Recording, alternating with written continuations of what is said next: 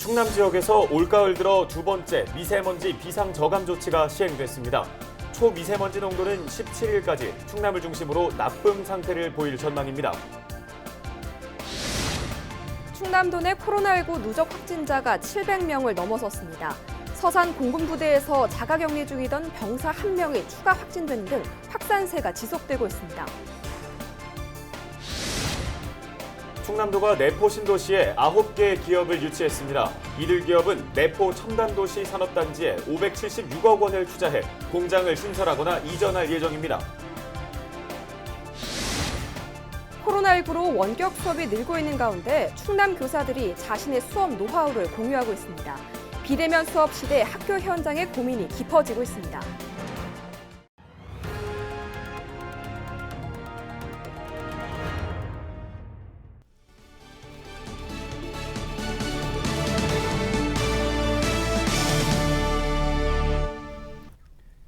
시청자 여러분 안녕하십니까? 헬로티비 뉴스 충남입니다.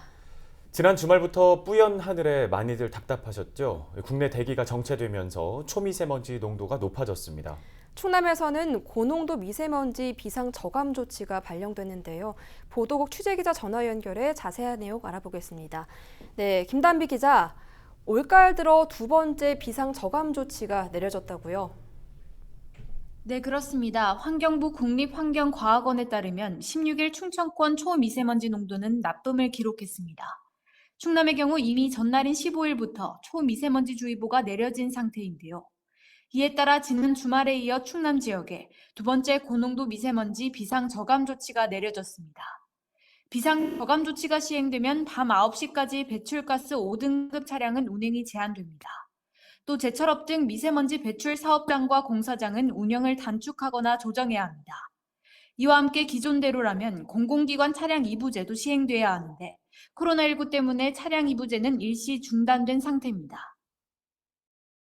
네, 이 미세먼지가 다시 심해진 이유나 원인 어떻게 짚어볼 수 있을까요? 네, 우선 국립환경과학원은 대기 정체로 국내 미세먼지가 축적돼 농도가 높게 나왔다고 분석했습니다. 최근 닷새 동안 대기 정체로 미세먼지가 사라지지 않고 머무르면서 심해졌다는 건데요. 여기에 중국과 북한 등 국외에서 유입된 미세먼지도 한몫했습니다. 특히 날씨가 추워지면서 중국에서 난방이 시작됐고 공장 가동이 늘어나면서 코로나19로 한동안 잠잠했던 중국발 스모그가 다시 기승을 부리고 있는 것으로 추정됩니다. 여기에 겨울에 한반도로 자주 부는 서풍도 영향을 줬다고 전문가들은 보고 있습니다. 네, 코로나19에 미세먼지까지 겹치면서 많은 분들이 답답해하실 것 같은데요. 이 미세먼지 공습 언제까지 계속되는 겁니까? 네, 충남을 덮친 초미세먼지는 17일까지 이어질 것으로 보입니다. 국립환경과학원은 17일 오전까지 충청권과 서울 등 일부 지역 초미세먼지 농도가 나쁨 수준일 것으로 예상된다고 밝혔는데요. 17일 오후부터는 비 소식이 있어 20일까지는 공기질이 깨끗하다가 주말에 다시 공기질이 나빠질 것으로 예보했습니다. 초미세먼지는 머리카락 굵기 30분의 1 수준으로 입자가 매우 작은 만큼 반드시 보건용 마스크를 착용해야 합니다. 그리고 노인과 어린이, 호흡기 질환자는 외출을 자제해야 합니다. 네, 당분간 대기질 상황이 좋지 않다고 하니까 미세먼지 정보를 수시로 확인하셔야겠습니다. 오늘 소식 여기까지 듣겠습니다. 지금까지 보도국 김단비 기자였습니다.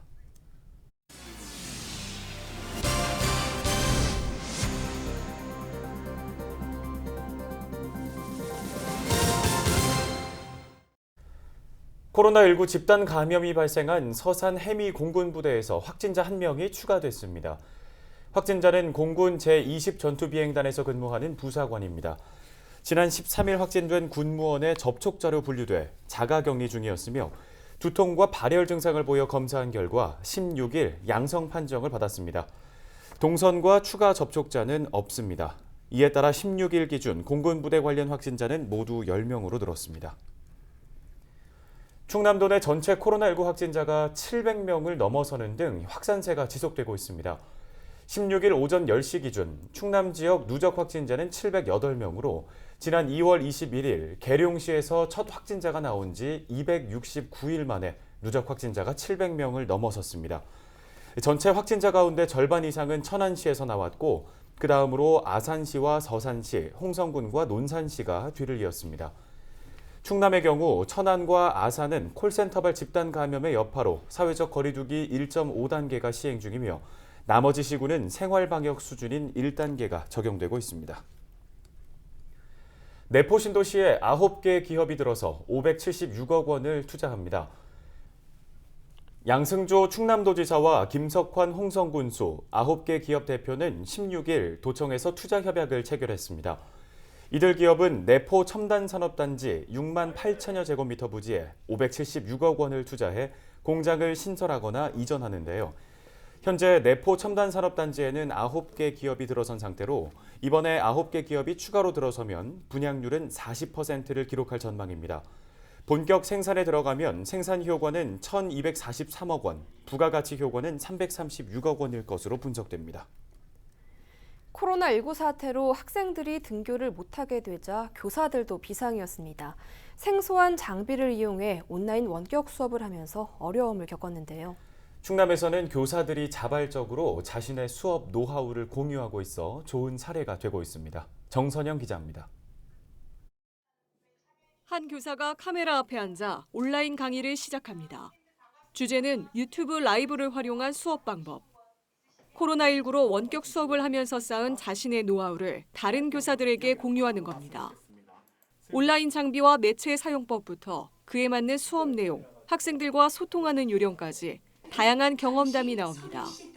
학생들이 이제 유튜브라는 매체에 친숙한데 실시간 라이브 방송 플랫폼을 이용해가지고 학생들하고 수업했던 거, 그 다음에 또 학생들하고 그 댓글창 이용해서 소통했던 것, 그 다음에 구글 클래스룸 이용해서 수업했던 것, 이런 사례들 좀 보여드리려고 합니다.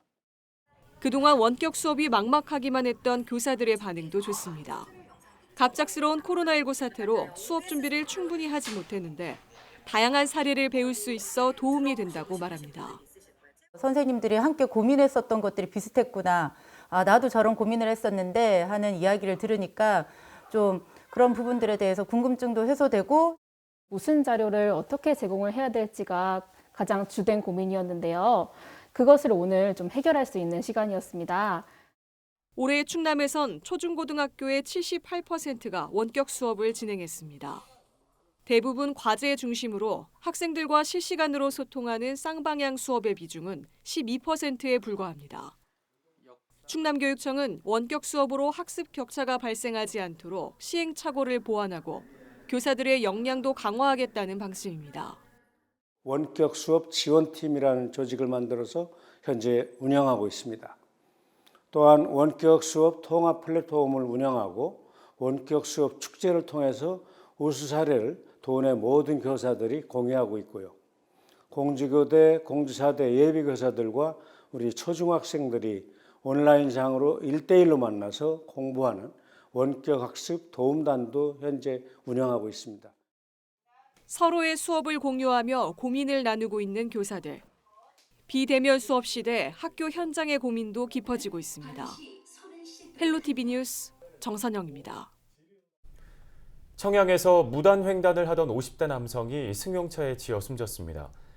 청양경찰서는 지난 15일 오후 11시 49분쯤 청양군 한 국도에서 20대 여성 A씨가 운전하던 승용차가 50대 남성 B씨를 치었다고 밝혔습니다. 이 사고로 B씨가 크게 다쳐 병원으로 옮겨졌지만 결국 숨졌습니다. 사고 당시 B씨는 무단횡단 중이었던 것으로 조사됐습니다. 경찰은 A씨를 교통사고 처리 특례법상 치사 혐의로 불구속 입건하고 정확한 사고 경위를 조사하고 있습니다.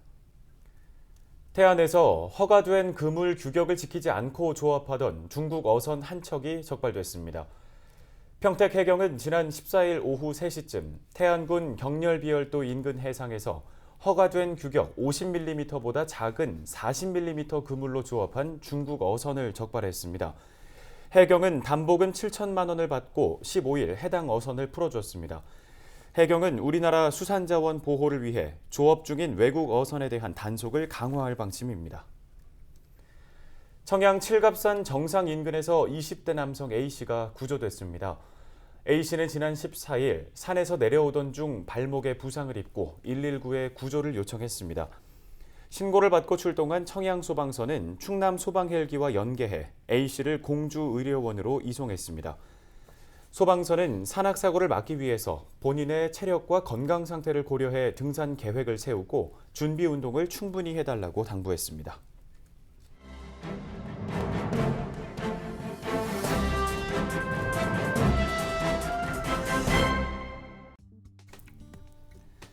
신문 브리핑 충청투데이 기사입니다. 김장을 하지 않는 김장 포기족, 일명 김포족이 늘고 있다는 기사입니다. 배추값은 떨어졌지만 양념 채소류 값이 떨어질 기미가 보이지 않기 때문인데요. 김장 재료 구매 비용과 체력적인 부담으로 인해 필요한 양만큼만 간편하게 온라인으로 김치를 구매하는 소비자가 늘고 있다는 분석입니다. 한국물가협회가 발표한 조사 결과에 따르면 올해 4인 가족 기준 김장 비용은 전통시장 기준 약 32만 9천 원으로 지난해보다 9% 올랐습니다. 먼저 올여름 태풍과 긴 장마 등으로 가격이 폭등했던 배추와 무 등 김장 주 재료는 출하량이 늘면서 가격이 떨어진 것으로 나타났습니다. 배추는 16포기 기준 전통시장 가격으로 4만 8천 원으로 지난해보다 20%가 싸졌고요. 대형마트에서는 3만 8천 원으로 44% 가까이 저렴해졌습니다. 무 역시 출하가 본격화되면서 전통시장과 대형마트에서 모두 지난해보다 20%가량 가격이 내렸습니다. 하지만 양념값이 천정부지 치솟고 있습니다. 고춧가루는 작황이 좋지 못해 지난해보다 45%나 가격이 올랐는데요. 전통시장에서 3kg에 11만 8천 원을 기록했습니다. 대형마트에서의 가격도 36% 넘게 오른 13만 4천 원 선입니다. 쪽파와 깐 마늘, 생굴 등 다른 품목의 가격 역시 모두 상승세를 보였는데요. 이렇다 보니 올겨울 김장을 포기하는 김포족도 늘어나고 있다는 분석입니다. 지난달 온라인에서 주부들을 대상으로 올해 김장 계획에 관한 설문조사를 진행한 결과 응답자의 56%가 김장 포기를 선언했는데 김장 재료 구매에 대한 부담과 김장 담글 때의 육체적 피로가 주된 이유였다고 합니다. 신문 브리핑이었습니다.